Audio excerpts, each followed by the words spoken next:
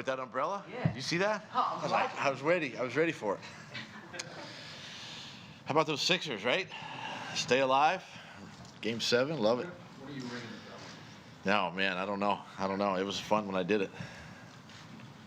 It's phase 2 now. What's... It's Rookie MiniCamp. Sorry. No, it's Rookie MiniCamp. Phase 2 is on hold. But you've been in phase 2. We have. Yes. So what's Carson's involvement been so far? His involvement. Not going to get too specific or detail a lot of the things, but he's been working. Encouraged by his progress and where he's at, and just looking forward to the next few weeks with him. When OTAs start in less than 2 weeks, will he be on the field? How does that pertain to Rookie MiniCamp? It's all about Carson, right? I mean, this is. No, it's about the rookies that are in this weekend. Okay. So you won't say if he's going to be on the field? Not right now. Not until we get to that point. He's on the field right now in phase 2. Okay. So, Well, yeah. But it's a different type of practice, different type of workout than OTAs. Yeah, we'll address it when we get to OTAs. How can a tryout player make this team over these next 3 days? This is what I tell our tryout guys. They're not only competing for this team, but there's 31 other teams. A lot of guys these last couple weekends have been a part of at least 2 rookie mini camps, and I think it's for us it's a great way to guys that were not drafted, but yet on your board, to get them now in here this weekend and really watch them. Get them in the meetings, get them with their position coaches, and then watch them run around, for these next 3 days, and you never know.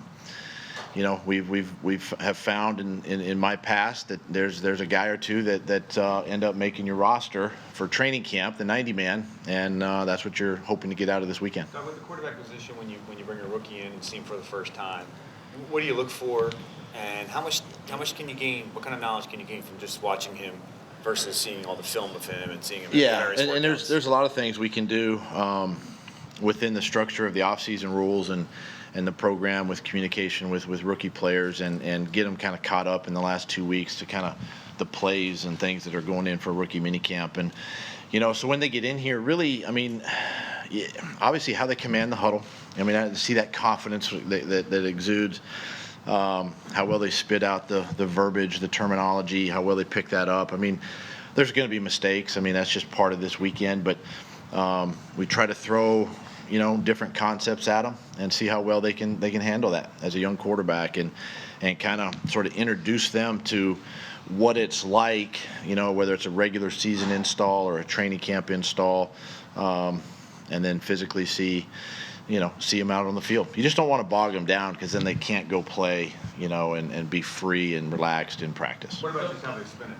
Can you see right away whether the guy has the arm strength? Yeah.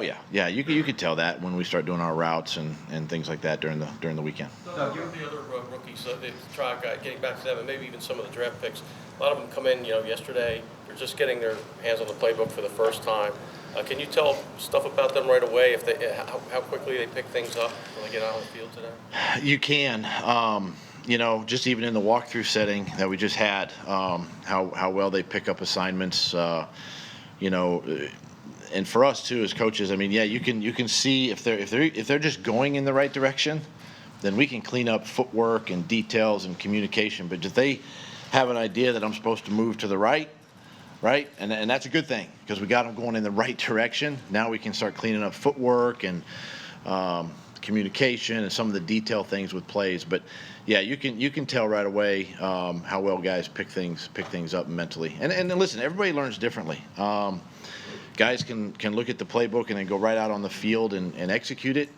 Guys need to see it on paper, maybe see it on video, and then go out on the field. There's just many ways guys learn. Doug, you have extreme depth at the offensive tackle position, and maybe not so much on interior offensive line.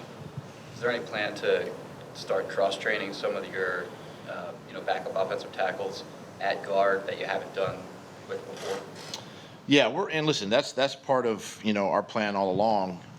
Since I've been here, is we cross-train a lot of guys, and that's a big part of the success we've had, being able to, a guy like Isaac, for instance, we've had to, he's played tackle, he's played center, he's obviously, secure at guard right now.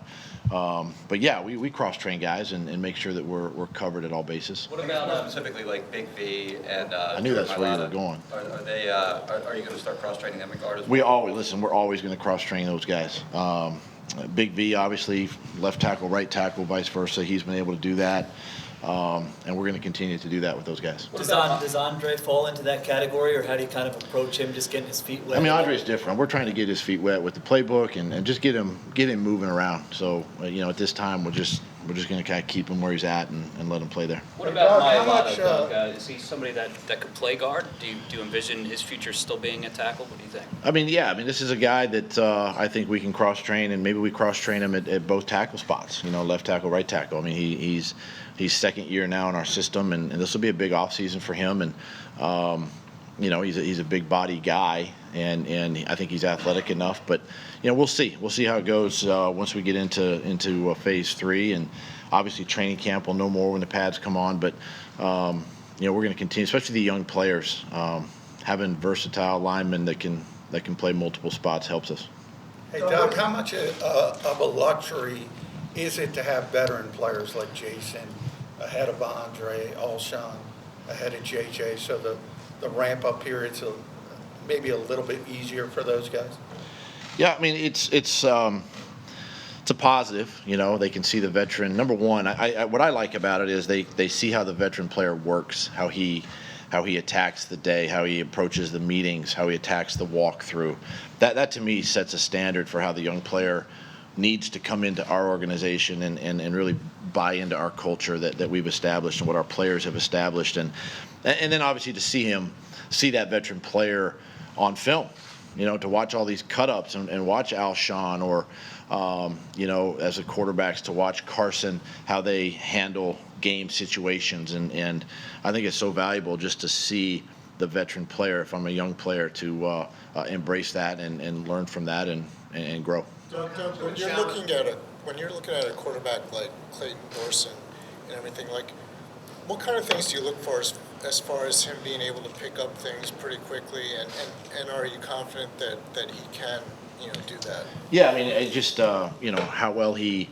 For us, it's from the quarterback position. It starts in the huddle, and he's got to be able to get the play. Mike Groh gives him the play. He's got to process it. He's got to call it in the huddle, get the guys to the line of scrimmage, the cadence. How well he processes the defense. If it's a play where we have multiple options, how well he can process that. And listen, the things we do at this level, I mean, a lot of these college guys, especially at the quarterback position, have done. It's just a matter of picking up the terminology and now being able to kind of do that in the huddle setting, with different guys. And that to me is the importance of this weekend and kind of get his feet wet, and Luis as well. I mean, both those guys are learning our system right now. Running back's a position where it seems like rookies can have a big impact. Is that what you see from Miles, and what do you want to see from him in the next few weeks? Yeah, I mean, this is a great opportunity for Miles, number one, to come in and really begin to understand, I think, our playbook, and the terminology. The footwork might be different than what he's used to. And he's obviously talented, and we're excited to get him in here and get him going. Deuce is going to work with these guys and every day, like we've been doing in phase 2. Once we get out of rookie camp next week, still finish up phase 2, and we get our rookies in with us and get to spend more time with them next week, and it'll be valuable for them, leading up to OTAs. When did you start looking at our tape of Arcega-Whiteside in the pre-draft process? Was there a play or a game that stood out to you?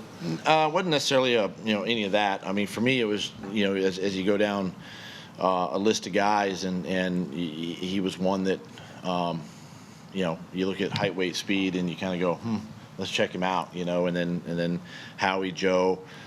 Say, hey, continue to check guys out. And they're constantly giving us, as coaches, giving us a list of players to look at and check out and write reports on. And, just impressed with his ability to elevate. He's big, he's tall, he's athletic, good speed, good hands. I mean, all the things you see on film, it just kind of catches your eye, and then you just continue to watch more tape. Doug, a guy like how much of a challenge is it for you to stay patient in this process? I'm sure over time, you've learned to do so, but when you have all these rookies coming in from different teams, learning the playbook, learning speeds and things like that?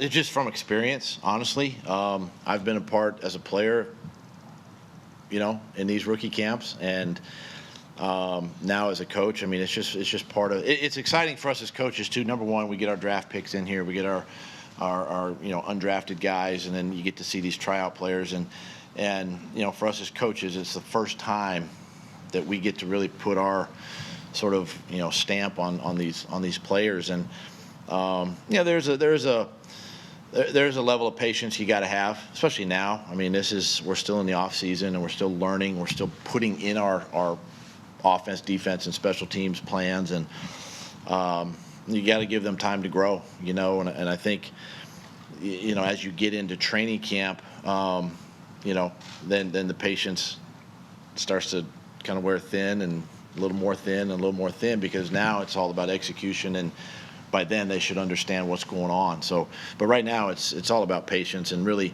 we want to help them succeed. We don't want anybody to fail. We want them all to do well. Two more questions, please. Two more. By the end of this little camp here, especially just the rookies, what is the goal for you and the coaching staff with these kids? Well, number one, I think, is just come out healthy. That'd be the number one goal. Number two is really, particularly with our draft picks, we're talking about those 5 guys, really see how they begin to handle the scheme that we're presenting. And then it's hard to sit here and go, okay, well, he's going to have this role, that role. We don't know that yet. I mean, we're not there. We're not even close. And yet to be able to really now say, hey, these guys can help us. They can help us, down the road, and really begin to sort of. It gets the wheels turning, like how can we use a player, how can he fit into our system? But those are all things that are kind of training campish when we begin to play games. Anything you need to do differently with guys that you bring in, whether they're tryout guys, drafting guys, and they're local, versus, guys that are drafted from, like in Andre's case, from the other side of the country? Like, do you notice anything that you have to do different about just handling life and all the things that come around with that when you have guys that are from Philly or from the area?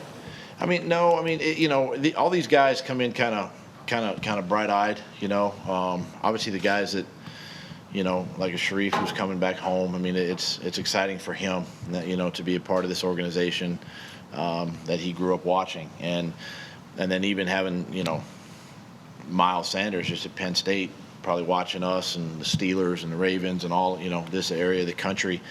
We just make sure that they stay focused on task. I mean, this is now their job.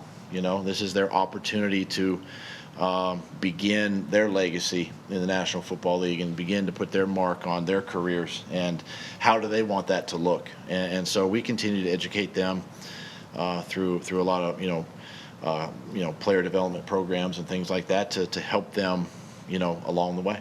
All right, thanks, guys. Okay. What are you hoping to see out of him and Bates and Tompkins as well, the other Penn State guys this weekend?